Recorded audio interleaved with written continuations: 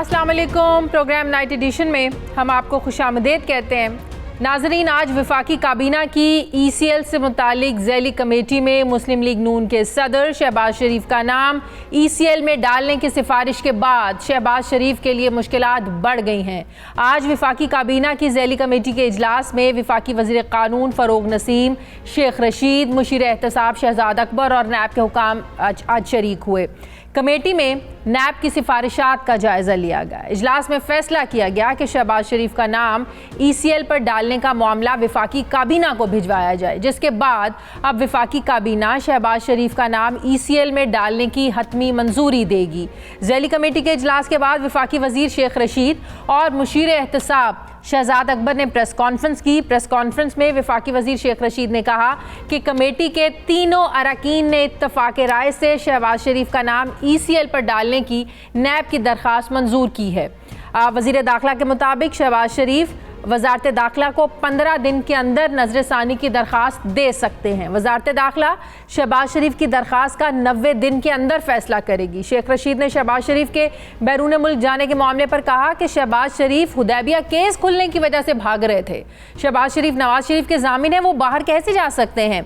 इसी press conference में मुशीर एहतसाब शहजाद अकबर ने हुदैबिया पेपर मिल्स केस के मामले पर कहा कि Hudaibiya paper mills mother of all money laundering cases है, जो अभी हल नहीं हुआ।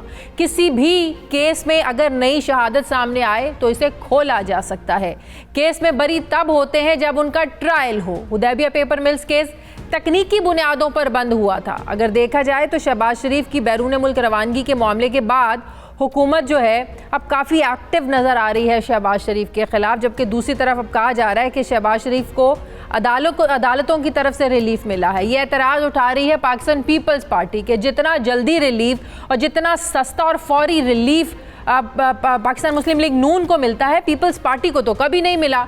लेकिन आज वफाकी हुकूमत ने कि ज़ैली कमेटी ने शहबाज शरीफ का नाम ECL में डालने की सिफारिश की है। यकीनन एक मुश्किल तो खड़ी हुई है शहबाज शरीफ के लिए। हुदैबिया पेपर मिल्स केस भी नए सिरे से खुलेगा, इसको री इन्वेस्टिगेट हुकूमत करना चाहती है। दूसरी तरफ ये कहा जा रहा है कि जो PDM है, जिसमें मुस्लिम लीग नून और मौलाना साहब मिलकर ईद के बाद हुकूमत के ख़िलाफ़ तहरीक शुरू करना चाहते हैं, हुकूमत को टफ टाइम देना चाहते हैं। इसका जो लाहे अमल है वो ईद के बाद अनाउंस किया जाएगा। मैं बात करूंगी, मुझे ज्वाइन कर रहे हैं पाकिस्तान पीपल्स पार्टी के सीनियर रहनुमा हैं, माहिर कानून हैं, बैरिस्टर चौधरी एतजाज़ अहसन साहब। अस्सलाम वालेकुम, बहुत बहुत शुक्रिया चौधरी साहब आपका, थैंक यू। चौधरी साहब, आपको भी पता है जब पनामा केस चल रहा था तब कमर जमान चौधरी साहब जो उस वक्त चेयरमैन नैब थे, उनसे पूछा गया कि लाहौर हाई कोर्ट के फैसले के ख़िलाफ़ क्या आप अपील दायर करेंगे। हुदैबिया रेफरेंस पे जब पूछा गया तो उन्होंने इनकार किया। तब ये रिमार्क्स आए, सुप्रीम कोर्ट में ये रिमार्क्स दिए गए कि अब लगता है कि नैब जो है वो फौत हो चुका है। उस वक्त नैब ने बिल्कुल कोशिश नहीं की, उल्टा कहा कि हम इसको नहीं दोबारा खोलना चाहते। तो जाहिर है फिर सुप्रीम कोर्ट ने फैसला दे दिया, बंद हो गया। अब आप समझते हैं वाकई नए शवाहिद अगर मिलते हैं इस केस में, जो हुकूमत कह रही है कि नई चीज़ें सामने आई हैं, तो इस केस को री इन्वेस्टिगेट किया जा सकता है चौधरी साहब? दो तीन चीज़ें मैं अर्ज़ करूँगा। ये मैं आता हूँ इस पे कि नए शवाहिद, मेरे तो राय में, मेरी राय नाकिस राय में, हकीर राय में तो ये है कि इसमें नए शवाहिद की भी ज़रूरत नहीं है। ये केस बंद ही नहीं हो सकता। अच्छा। उसकी वजह ये है, फौजदारी मुकदमा बंद नहीं हो सकता। फौजदारी मुकदमे पे ये हो सकता है कि कोई दरख्वास्त देने की मियाद वो ज़ायदुल मियाद हो जाए। दरख्वास्त देने कोई ख़ास आपने दरख्वास्त देनी है, नज़रसानी की दरख्वास्त देनी है या को अपील करनी है, वो आप ज़ायदुल मियाद कर लें। फौजदारी मुकदमा जब तक वो उसकी प्रोसिक्यूशन नहीं होती या वो कम अज़ कम एक्विटल या ना बरियत या सज़ा के मरहले तक एक ट्रायल में, ट्रायल कोर्ट यानी सेशंस कोर्ट के सामने वो नहीं पहुंचता, उस वक्त तक वो और वहाँ फैसला हो जाए और अपील में भी फैसला हो जाए। फिर अगर सुप्रीम कोर्ट उस ट्रायल की बुनियाद के सिलसिले में फैसला देती है वो भी फैसला दे ले। कोई सी दरखास्त मुतफरक दरखास्त पे फैसला नहीं दे Supreme Court. Supreme Court trial जिसमें गवाहान पेश हुए हो, उन पे जिरा हुई हो, सबूत पेश किया गया हो और उस पे फैसला दिया गया हो, उस पे सज़ा दी गई हो या बरी कर दिया गया हो, उसके बाद फिर अपील हो लाहौर हाई कोर्ट में या हाई कोर्ट में, उसके बाद सुप्रीम कोर्ट में इस सिलसिले के तौर पे वो सुप्रीम कोर्ट के सामने जाए, सुप्रीम कोर्ट के सामने सारी शहादतें हो, सारी सबूत हो और फिर सुप्रीम कोर्ट फैसला दे दे तो नहीं खोला जा सकता। लेकिन ये कहना कि जी ये इस तरह बंद हो जाएगा, अदालत ने ज़रूर ये कहा है। अदालत ने जो कादी फैज़ ईसा की जजमेंट है उसमें यकीनन हतमी तौर पे केस को बंद कर दिया गया। और मैं समझता हूँ कि कुछ एक चीज़ जो ज़रा इमरान खान को बचा लेगी वो जजमेंट है जिसमें 4 जजों ने काजी फैज़ ईसा साहब को कोई ऐसा मुकदमा सुनने से माने कर दिया है जो इसमें इमरान खान का मुफाद या इमरान खान हो। सो वो चूँकि नहीं बैठ सकते, तो वरना मेरा ख्याल है शायद इस वक्त तक वो तौहीन अदालत का वो लग चुकी होती वो लग चुकी होती और तौहीन अदालत बड़ा डेंजरस है इमरान खान के लिए, क्योंकि अगर तौहीन अदालत की सज़ा हो जाए तो सुप्रीम कोर्ट ने पहले सज़ा दी थी यूसुफ रज़ा गिलानी को तौहीन अदालत। बिल्कुल बिल्कुल बिल्कुल 7 मेंबर बेंच था। मैंने खुद ये कहा कि ये बस सज़ा हो गई till the rising of the court, कोई डिस्क्वालिफिकेशन नहीं हुई, जब तक 6 महीने की कम से कम सज़ा ना हो, सही, और मॉरल टर्पिट्यूड ना हो, वो सजा डिस्क्वालीफाई नहीं करती। अच्छा सर, एक और बात बताएं सर, आइन का आर्टिकल 13 जो है और उसमें वो उसको डिस्क्वालीफाई कराया, और वो इमरान खान ने दरखास्त दी थी। सही सर, आइन के आर्टिकल 13 में एक डबल जेपटी का एक प्रिंसिपल है जिसके मुताबिक अगर किसी का ट्रायल हो गया तो उसको बरी कर दिया गया तो दोबारा केस नहीं हो सकता, ओपन नहीं हो सकता, री इन्वेस्टिगेट नहीं हो सकता। इस केस में, हुदैबिया की मैं बात कर रही हूँ, इस केस में और आइन के आर्टिकल जेपीडी जो आइन का आर्टिकल 13 है, इस प्रिंसिपल में कोई फ़र्क है? वो ज़रा समझा दें। प्रिंसिपल ये है, ये असल में ये जो असूल है ये सेक्शन 403 ज़ाब्ता फौजदारी में है, और वो ज़ाब्ता फौजदारी 1898 में नाफिज हुआ था। ये आइन में फंडामेंटल राइट के तौर पे बाद में आया, और उसमें ये कहा गया था कि कोई अगर एक्विट हो जाएगा, बरी हो जाए या उसको सज़ा हो जाए, तो फिर कोई उसके खिलाफ कार्रवाई उसी जुर्म की जिसकी नहीं हो सकती, फर्ज जुर्म लगी थी, वो नहीं हो सकती। आइन कहता है कि कोई प्रोसिक्यूट नहीं होगा, और अगर कोई बरी हो गया है या सजा हो गया है, वो दोबारा उस पर मुकदमा नहीं चलाया जा सकता, और ये एक बुनियादी हक है, फंडामेंटल राइट है। सही। अब ये बिल्कुल दुरुस्त है, पर इसमें केस में, मुकदमे में ट्रायल के जरिए तो गया ही नहीं है सुप्रीम कोर्ट के साथ, ये तो मुतफर्रक दरखास्तों के जरिए गया।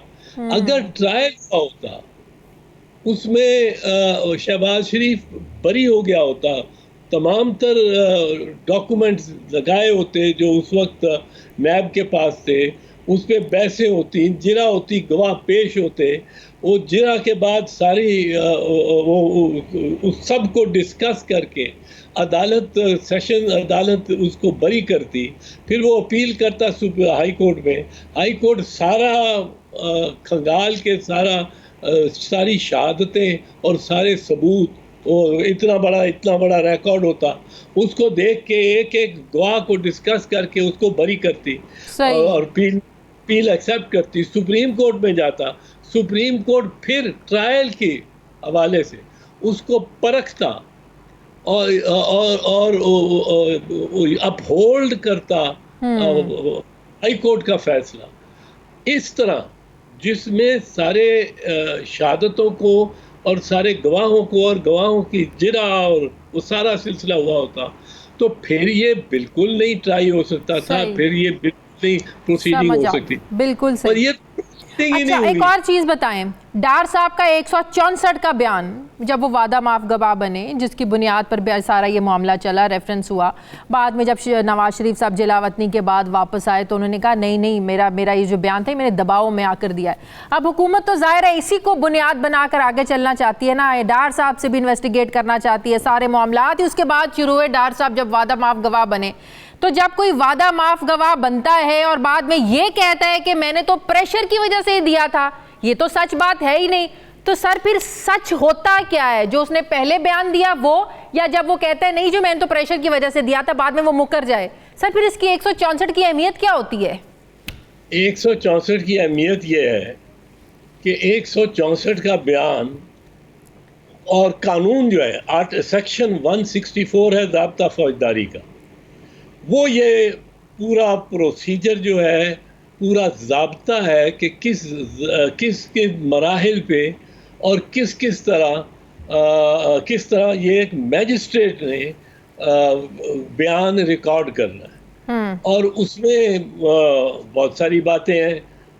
उसमें एक ही है कि जो गवाह है जो बयान देने आ रहा है उसको मुकम्मल मौका देना चाहिए, अकेले बैठ के वो सोचे, अदालत के और सुपरिटेंडेंट जेल और पुलिस वालों की हिरासत से अलहदा वो खुद सोचे, उसको टाइम दिया जाए, घंटा दिया जाए, आधा घंटा, 1.5 घंटा। कई होते हैं कि वो कहते हैं जी हमें कोई ज़रूरत नहीं है, आप हमारा बयान लिखें, तो लेकिन ये उसको मौका दिया जाए कि वो आराम से बैठ के खुद, और जज उसको बताता है कि आप ये मेरे रिटायरिंग रूम में बैठ जाओ, और इसको तो रिटायरिंग रूम में बिठाते, सागदार था, और दार साहब आप पूरी तरह सोच लें, तसल्ली कर लें कि आप ये बयान देना चाहते हैं और बग़ैर जबरो इकराह देना चाह रहे हैं, क्योंकि मैं ये लिखूंगा और आप इस पर दस्तखत करेंगे।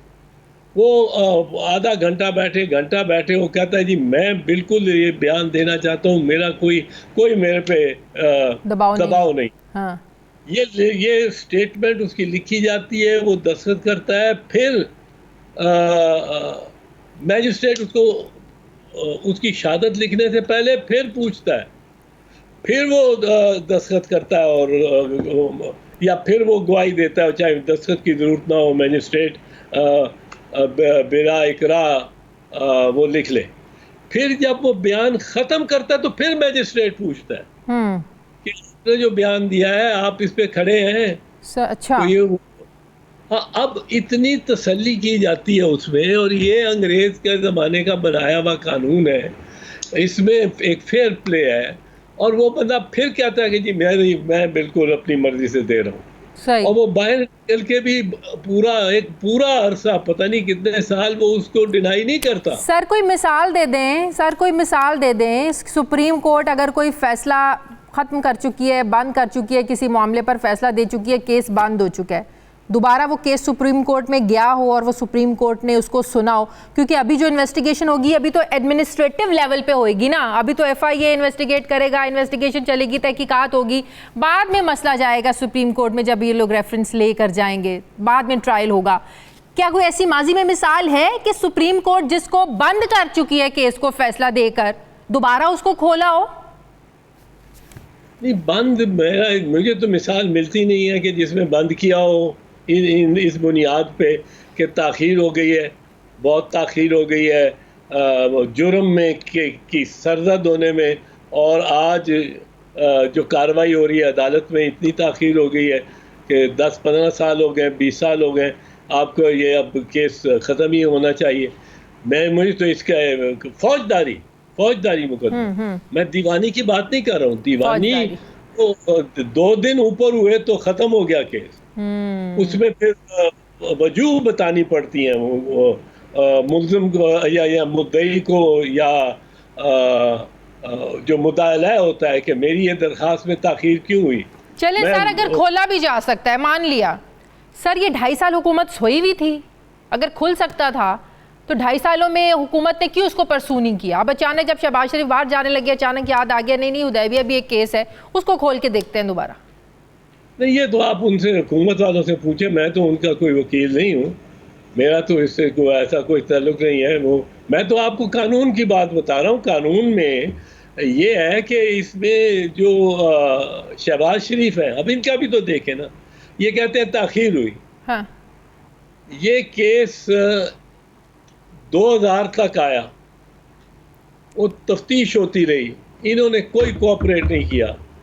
2000 के बाद ये 10 दिसंबर 2000 खुद दरख्वास्त देके, खुद रज़ाकाराना तौर पे सऊदी अरब चले गए 10 साल की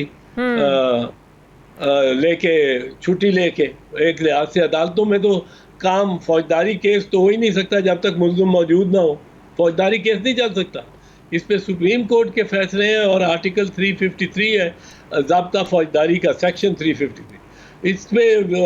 और ये आप बाहर चले गए अपनी मर्जी से, जेल आप 10 साल के लिए सऊदी अरब चले गए।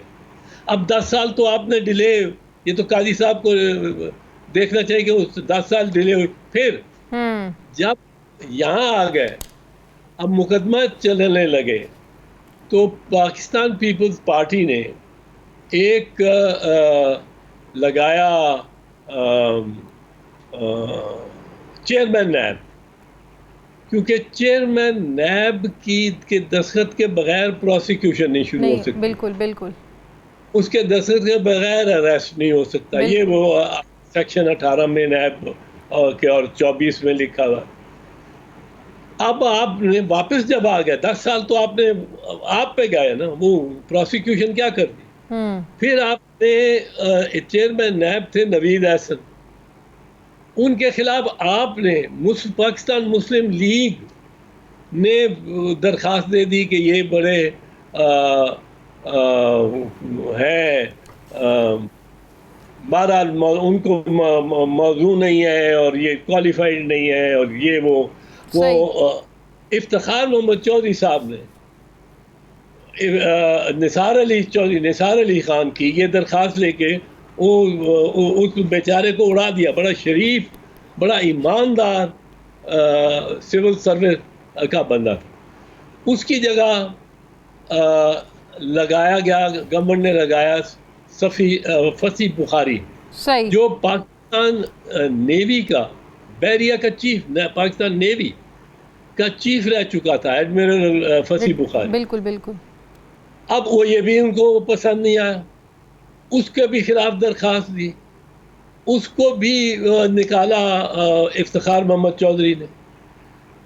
अब तीसरा उन्होंने लगाया गवर्नमेंट ने दीदार हुसैन शाह।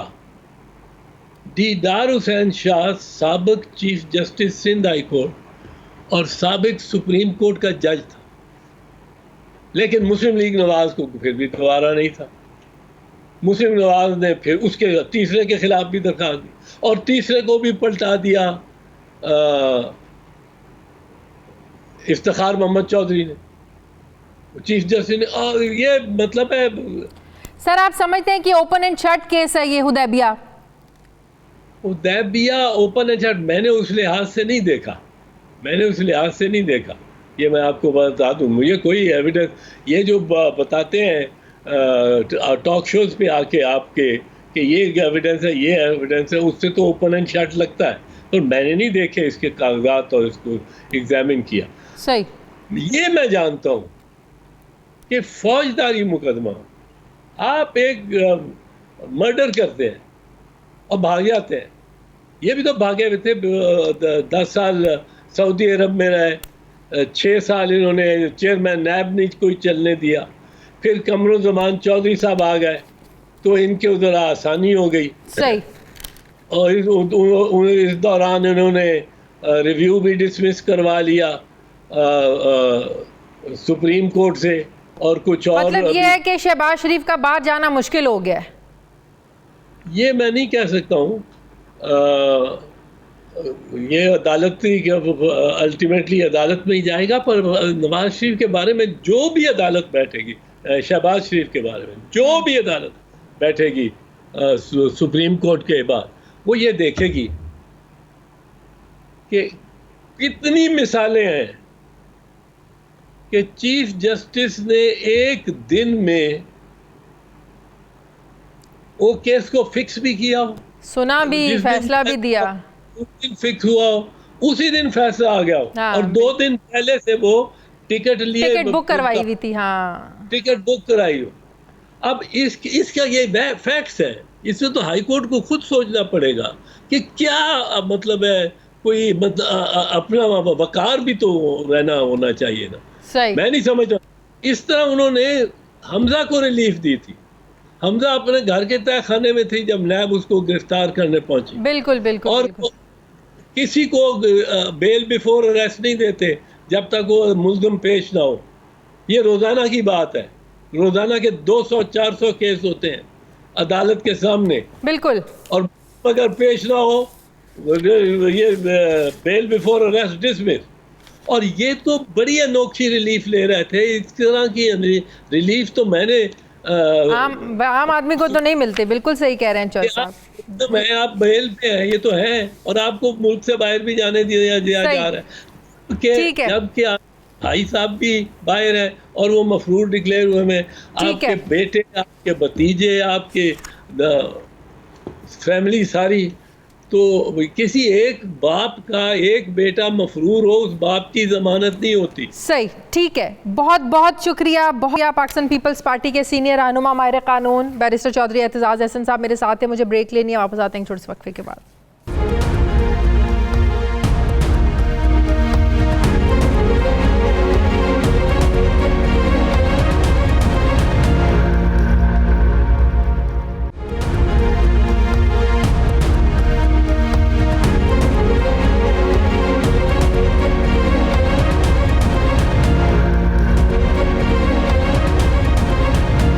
ब्रेक के बाद एक बार फिर से आपको खुशामदीद कहते हैं। तहरीक इंसाफ के रहनुमा वज़ीर आज़म के मुआविन खुसूसी अली नवाज़ अवान साहब मुझे ज्वाइन कर रहे हैं। अस्सलाम वालेकुम, बहुत बहुत शुक्रिया अली नवाज़ साहब आपका। अली नवाज़ साहब, इस वक्त लग ऐसे रहा है कि हुकूमत का सिर्फ जैसे एक ही मिशन है और वो है शहबाज शरीफ को रोकना, शहबाज शरीफ को मुल्क से ना जाने देना, गड़े मुर्दों को उखाड़ना। बहुत से कानूनी माहिरीन कहते हैं कि जब सुप्रीम कोर्ट का फैसला आ चुका है हुदैबिया पेपर मिल्स पर, हुकूमत इसमें से निकालना क्या चाहती है। तो आज विफाकी काबीना की जो ज़ैली कमेटी बनी उसने भी जो है ना अप्रूव किया और कहा कि काबीना इसका फैसला करेगी ECL में नाम डालना है जो शहबाज शरीफ का। सर, इतनी हुकूमत क्यों एक्टिव हुई है शरीफ ख़ानदान को लेकर? लगता है और कोई काम ही नहीं है हुकूमत के करने का। अगर चले फिर इससे पहले हुकूमत की कारकर्दगी पे बात कर लेते हैं, वो आसानी हो जाएगी, ताकि मैं आपको बता सकूं कि कितनी ज़बरदस्त कारकर्दगी जा रही है। आज आपने रिपोर्ट देखी होंगी कि 93% हमने अपनी जो टारगेट था उसको प्रोक्योर कर लिया है। गंदम की इस दफ़ा बम्पर क्रॉप हुई है। हम अपने स्ट्रेटेजिक रिजर्व रखने जा रहे हैं 3 महीनों के। एक्सपोर्ट्स की आपके सामने चीज़ें आ रही हैं कि आपकी एक्सपोर्ट्स बढ़ गई हुई हैं। इस दफ़ा इंशाल्लाह ताला $25 अरब आप क्रॉस करेंगे। रेमिटेंसेस $28 अरब से आप क्रॉस कर गए हुए हैं। टेक्सटाइल आपके बूम पे है, कंस्ट्रक्शन आपके बूम पे है, आपकी स्टील इंडस्ट्री बूम पे है, कार मैन्युफैक्चरिंग आपकी बूम के ऊपर है। आप जाके देखें small medium enterprises, large scale manufacturing 9.7% पे ग्रो कर रही है। ये सारी चीजें बहुत अच्छी हैं। दूसरी तरफ हमारी पार्टी का जिस मुल्क की मईशत इतनी अच्छी चल रही होती है ना, वहाँ 3-3 वजीर खजाना नहीं बदले जाते सर। नहीं, ये देखेंगे, ये भी एक आपकी मिथ है ना जो आप समझ रही हैं। हम ये कह रहे हैं इंडिकेटर्स तो नहीं, आप जैसे कोविड है, कोविड दुनिया में वाहिद बीमारी जिसको छुपाया नहीं जा सकता। क्यों? इसके अंदर आप देख सकते हैं कि कितने लोग एडमिट हुए, कितने लोग ऑक्सीजन के ऊपर हैं और कितने लोग वेंटिलेटर के ऊपर हैं और कितने लोगों की डेथ हो गई है। ये आप छुपा नहीं सकते। इस तरह इकोनॉमिक्स और जो फाइनेंशियल इंडिकेटर्स हैं वो आप छुपा नहीं सकते। आपके सामने अभी स्टेट बैंक ने एक रिपोर्ट दी है, खुद ही आप लोग कोट करते हैं अपने प्रोग्राम्स के अंदर, कि जिस तरह जा रहा है शायद इंशाल्लाह ताला हम 3% को शायद 3% से आगे की तरफ मूव कर जाएं विद इन दिस ईयर। अगले साल तो IMF वर्ल्ड बैंक आपको कह रहा है कि 4% पे हिट कर जाएंगे। अपने जीडीपी की बात कर रहा हूँ। कल प्राइम मिनिस्टर साहब ने कहा कि सबसे ज्यादा जो परेशान मुझे चीज करती है वो महंगाई करती है। देखिए, एक आम आदमी का जो कंसर्न है वो तो महंगाई है ना, उसके इंडिकेटर्स आज कहाँ फॉल कर रहे हैं। शादिया मेरी बात में समझिए, बिल्कुल ठीक। आपने पहले एक बात की कारकर्दगी की, वो मैंने आपको बता दी। दूसरी आपने बात की महंगाई की, और बिल्कुल ठीक बात। अगर इस गवर्नमेंट में सबसे बड़ा हमारा चैलेंज है वो महंगाई है। अब दुनिया का ये महंगाई से पाकिस्तान का मसला नहीं है, इस वक्त पूरी दुनिया में इस वक्त जो सबसे बड़ा फिनोमेना दुनिया फेस कर रही है वो महंगाई का कर रही है, क्योंकि जो सप्लाई चेन्स हैं वो हिट हुई हैं। आप ये देखें कि पूरी दुनिया के अंदर जो इकोनॉमीज कॉन्ट्रैक्ट हुई हैं, और उसकी वजह से जो महंगाई आई है वो पूरी दुनिया के अंदर, सिर्फ पाकिस्तान के अंदर नहीं है। पर क्योंकि एक आम आदमी का मसला है, एक आदमी के किचन का मसला है, वो ये नहीं सोचता, वो नहीं ये समझना चाहता कि दुनिया के इस वक्त क्या चल रहा है उसके सामने। देखिए, आप लोगों ने वोट भी एक आम आदमी से लेना है, एक आम आदमी को रिलीफ नहीं होगा। एक आम आदमी से वोट तो आम आदमी से ही लेना है ना, और किससे लेना है?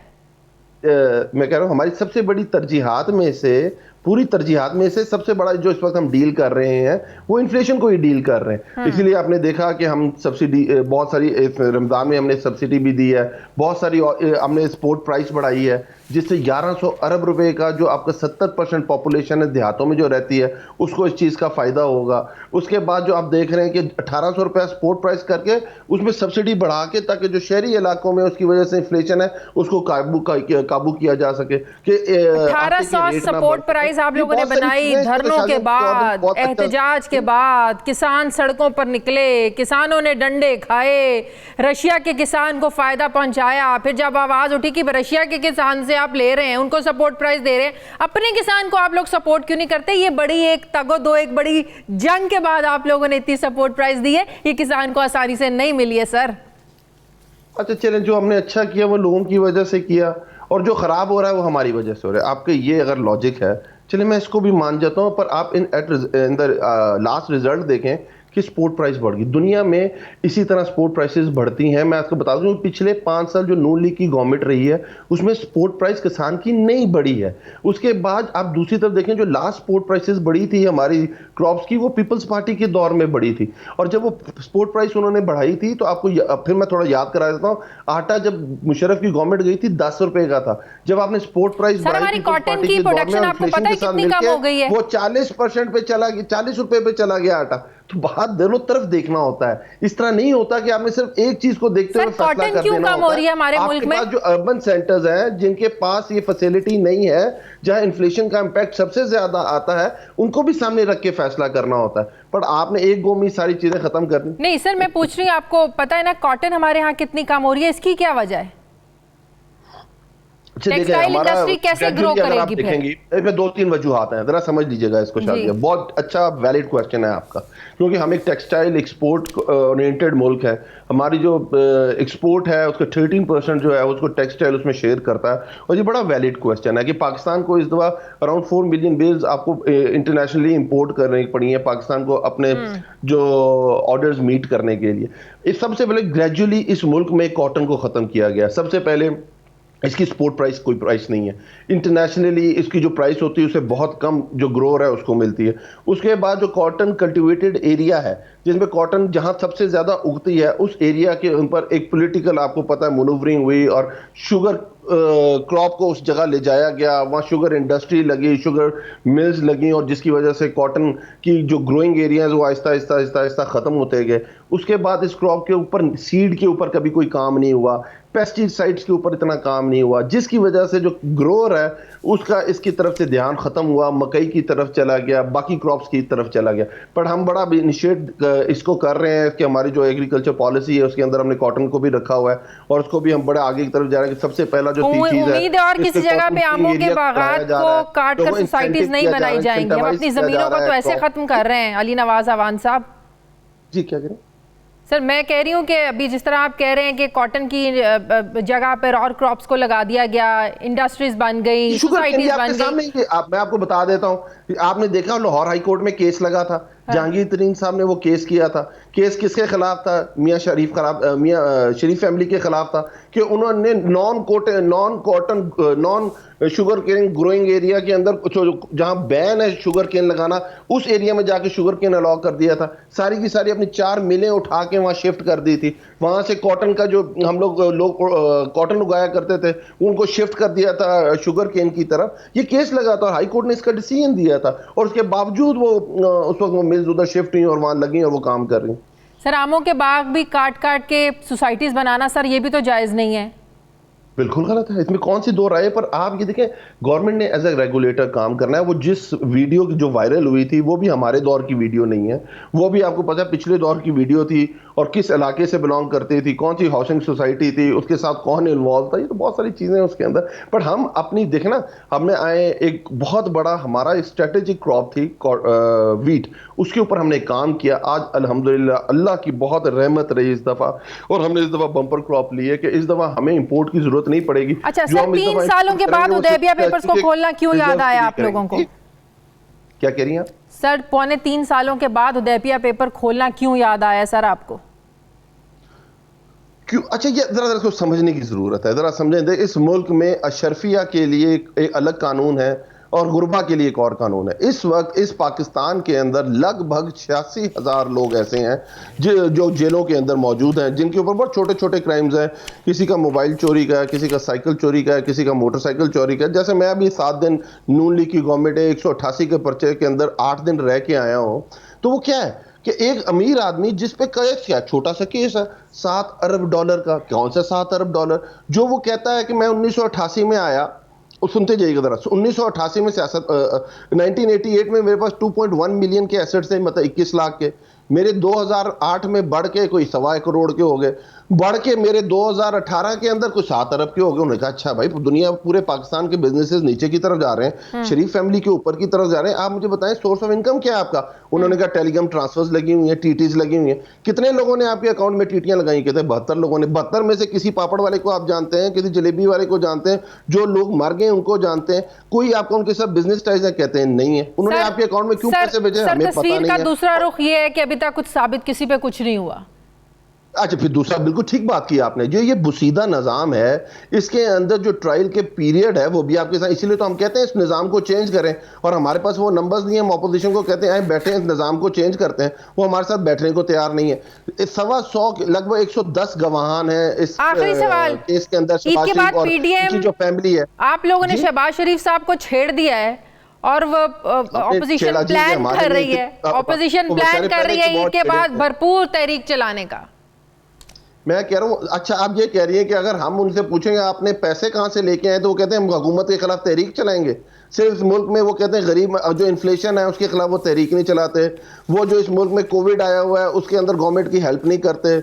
नैब लॉ के खिलाफ बात करते हैं, नैब लॉ पे बैठने को तैयार नहीं है। लीगल सिस्टम के खिलाफ है, लीगल सिस्टम पे बैठने को तैयार नहीं है। तो आप मुझे बताएं, वो सिर्फ तहरीक किस चीज पर चलाने को तैयार है कि मेरे आप पूछने के हकदार नहीं है। जो आपने बात की इस हुदैबिया केस की, क्या मुझे बताएंगी? आपने इसके ऊपर पढ़ा होगा, आपके पास पूरा केस स्टडी होगी इसकी, कि 1999 में कू होता है, 2000 में रेफरेंस दायर होता है कि 7 इसके अंदर हुदैबिया पेपर्स मिल के अंदर। बिल्कुल हमें याद है जी, वो रिमार्क्स उस वक्त हमें याद है जनाब, याद है हमें। बहुत बहुत शुक्रिया अली नवाज अवान साहब हमारे साथ थे, बहुत शुक्रिया आपका। मुझे ब्रेक लेनी है, वापस आते हैं थोड़े से वक्फे के बाद।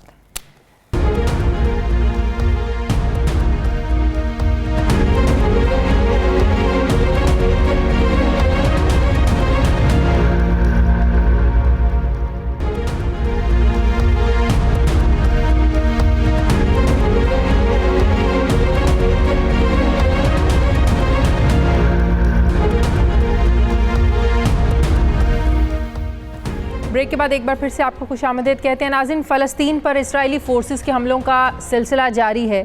फ़लस्तीनी वज़ारत सेहत के मुताबिक पीर के दिन से ये सिलसिला शुरू हुआ और इसमें इस्राएली फ़ज़ाई हमलों में अब तक 35 फ़लस्तीनी शहीद हो चुके हैं, जिनमें ख़वातीन और 10 बच्चे भी शामिल हैं। गज़ा में इस्राएली फ़ोर्सेस की जानिब से मुसलसल बमबारी की जा रही है। बैतुल मक़दस में इस्राएली सिक्योरिटी फ़ोर्सेस के हमलों में अब तक 700 से ज़ायद फ़लस्तीनी ज़ख्मी हो चुके हैं, जबकि इस्राएली वज़ीर-ए-आज़म ने ऐलान किया है कि वो फ़लस्तीन में अपने हमलों की ताकत और शिद्दत को मज़ीद बढ़ाएंगे। इस्राएली फ़ोर्सेस के इन वहशियाना कार्रवाइयों के बाद फ़लस्तीनी तंजीम हमास की जानिब से भी जवाबी हमले किए जा रहे हैं। जबकि दुनिया भर में इजरायली हमलों की मजम्मत जारी है। दुनिया के कई ममालिक में इजरायली मजालिम के खिलाफ मुजाहरे भी हो रहे हैं। दूसरी तरफ देखा जाए तो अक़वाम मुत्तहिदा फ़लस्तीन की हालिया सूरत हाल पर कुछ ज़्यादा एक्टिव नज़र नहीं आ रहा है। फ़लस्तीन कशीदगी पर अक़वाम मुत्तहिदा की सलामती काउंसिल का आज भी इजलास होगा, जबकि पीर के रोज़ होने वाले इजलास में सलामती काउंसिल का कोई मुश्तरका एलामिया जारी नहीं हो सका।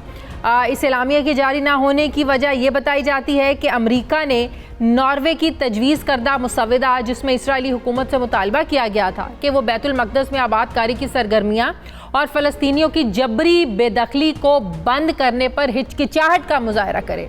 पीर के दिन होने वाले अक़वाम मुत्तहिदा के सलामती काउंसिल के इजलास के बाद तर्जुमान अक़वाम मुत्तहिदा की जानिब से सहाफ़ियों को ब्रीफिंग भी दी गई। ब्रीफिंग में मौजूद सहाफ़ियों ने अक़वाम मुत्तहिदा के तर्जुमान को इसराइली हमलों की मजम्मत न करने पर तनकीद का भी निशाना बनाया।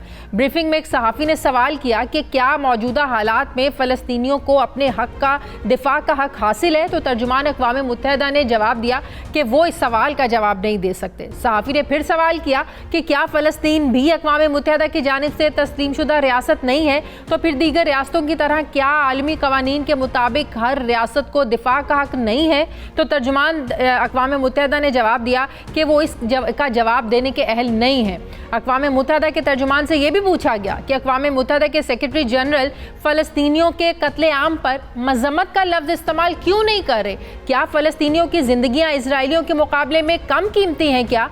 तो तर्जुमान अक़वाम मुत्तहिदा ने सिर्फ ये जवाब दिया कि उन्हें इंसानी जानों के नुकसान पर बहुत अफसोस है।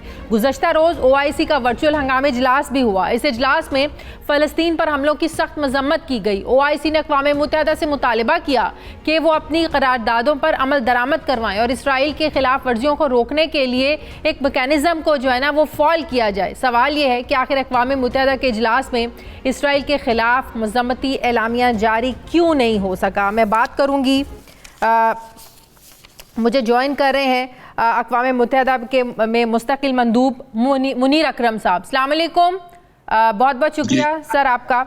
सर, क्या वजह है कि अक़वाम मुत्तहिदा का सलामती काउंसिल का इजलास आज भी होने जा रहा है, कोई मुतफ़िक़ा एलामिया भी जारी नहीं हुआ, फिर मजम्मत का अल्फाज भी इस्तेमाल करने से हिचकिचाहट है? सर, क्यों आलमी बिरादरी जो है, चाहे वो कश्मीरियों का दर्द हो, दुख हो, कश्मीरियों का खून हो या फ़लस्तीनियों की तकलीफ़ हो, इसको तकलीफ़ नहीं समझा जाता?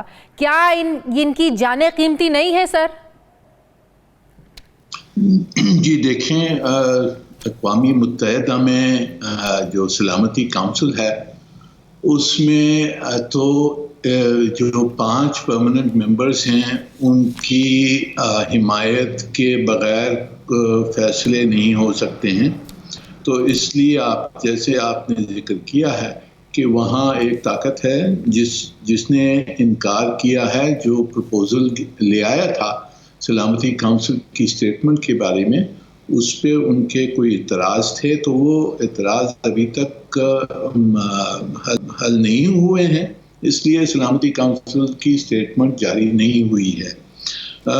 जो इस्लामी मुल्क हैं, हमने मुलाकात में हमने ये फ़ैसला किया कि हम इस्लामी दुनिया की तरफ से एक स्टेटमेंट हम जारी करेंगे। वो आज जारी हो गई है और उसमें बिल्कुल पूरी हिमायत की है फ़लस्तीनियों की, और जो उनके ख़िलाफ़ जो हो रहा है उसको कंडेम किया गया है बहुत सख्त अल्फाज में। और हमने एक ख़त सिक्योरिटी काउंसिल के प्रेसिडेंट को लिखा है और दूसरा ख़त हम जो जनरल असम्बली की जो प्रेसिडेंट हैं उनको भी लिखा है। और हमारा इरादा है कि अगर सलामती काउंसिल में कोई फ़ैसला नहीं हो सकता तो हम जनरल असम्बली का इजलास बुलाएंगे और उस इजलास में हम रेजोल्यूशन पेश करेंगे फ़लस्तीनियों की। इसका मतलब इस इदारे में वो ममालिक बैठे हैं जो ताकतवर है, उसी का जोर चलेगा, उसी का डंडा चलेगा, वही अपना जो है ना वो रूल करेगा, वही अपना हुक्म चलाएगा। इसका मतलब यह है कि मुसलमानों के हुकूक के लिए जो मुसलमानों की पर ज़्यादतियाँ हो रही हैं, चाहे वो कश्मीर हो चाहे वो फ़लस्तीन हो, ये इदारा उनके लिए आवाज़ उठाने के लिए नहीं है सर? देखिए, इसमें ये 5 ताकतें हैं जिनके पास वीटो पावर है और मुख्तलिफ जो मसले होते हैं, फिर जहाँ उनका इसमें हिमायत नहीं होती है तो फिर वो अडॉप्ट नहीं हो सकता है। फ़लस्तीन का जो सवाल है और कुछ और सवाल हैं जैसे आपने जिक्र किया है, कश्मीर का सवाल है, उसमें कुछ ममालिक हैं जिनकी पोजीशन UN चार्टर के तहत नहीं है और उस पे काफ़ी क्रिटिसिज्म होता है, पर ये उनके पास वीटो पावर है तो वो रोक सकते हैं इस किस्म जो फैसले होते हैं। तो इसीलिए हमने फैसला किया कि अगर सलामती काउंसिल में कुछ नहीं निकल सकता तो फिर हम जनरल असेंबली जाएंगे और वहाँ से कुछ, वहाँ तो वीटो नहीं है तो इसलिए हम तो सर जनरल असेंबली का इजलास कब बुलाया जाएगा? हमारी बस कोशिश है कि जल्दी में जल्दी हो। मेरे ख्याल में इसी हफ्ते में या कुछ 4-5 दिनों में इंशाल्लाह उसको हम बुलाएंगे। ठीक है। और सर आखिरी सवाल, सर अमेरिका भी इस सारे मामले पर क्यों रिलक्टेंट है? सर ये वो ममालिक हैं जहाँ पर एक कुत्ता भी मर जाए तो जो है ना वो उसके हक के लिए खड़े हो जाते हैं। सर ये इंसानी हुकूक के अलमबरदार बनते हैं ये सब ममालिक, लेकिन फ़लस्तीन में जो मुसलमानों पे इस वक्त हो रहा है रमज़ान के इस महीने में, सर अमेरिका भी रिलक्टेंट है उस पर आवाज़ उठाने के लिए? जी मेरे ख्याल में वो सवाल तो अमेरिका से पूछना चाहिए। हम समझते हैं कि अमेरिका के ताल्लुकात इज़राइल के साथ बहुत करीबी ताल्लुकात हैं, उसके एलाय है, तो वो अपने एलाइज को बचाता है, कश्मीर में हिंदुस्तान को बचाता है और इज़राइल में इज़राइल को फ़लस्तीनियों और मिडल ईस्ट के जो मसले उसमें एक तरफा उनकी पोजीशन है, वो सब जानते हैं, हम सब जानते हैं क्या उसकी वजूहात हैं। ठीक है, बहुत बहुत शुक्रिया। अक़वाम मुत्तहिदा मुस्तकिल मंदूब मुनीर अकरम साहब मेरे साथ हैं। Sir thank you very much. नाज़रीन हमारे प्रोग्राम का वक्त ख़त्म हो गया, फ़ीडबैक ज़रूर दीजिएगा, अपना ख्याल रखिएगा, मुझे इजाज़त दीजिए, अल्लाह हाफ़िज़।